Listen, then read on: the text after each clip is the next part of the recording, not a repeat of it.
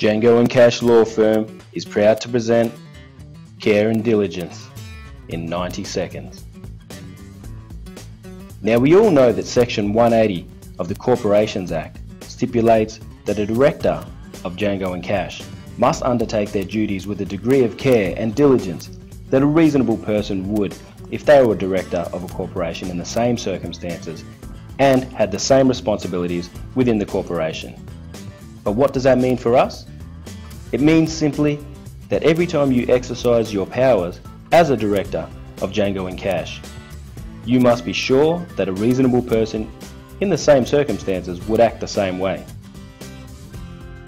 Even after delegating responsibility, your duty is not diminished, and ignorance of the company's affair is no protection from prosecution.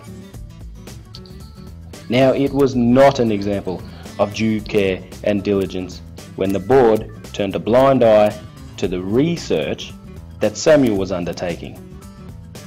Had the board properly been monitoring the decisions and performance of management, they would have realized that his research was in fact the purchase of rare animals to impress his ex-wife. This would also have raised flags had the directors a good understanding of the company and industry, as well as the financial position and performance of the company. We sincerely hope this does not happen again. Why is care and diligence important? Because it encourages you to act in the best interest of the company and therefore the shareholders. Having said this, we do not advocate that you avoid making any decisions to avoid penalty. Business Judgment Rule. Included in Section 180 of the Corporations Act is the Business Judgment Rule, which is a safe harbour provision provided by the government so that you may still act in a proactive and entrepreneurial manner as long as certain aspects of the Business Judgment Rule are satisfied, largely consisting of your fiduciary duties.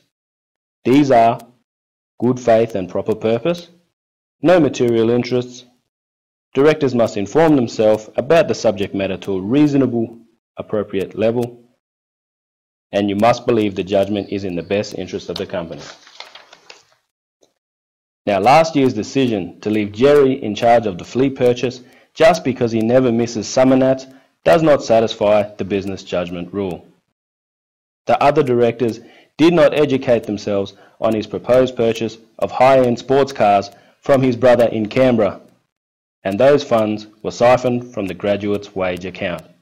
We sincerely hope this does not happen again.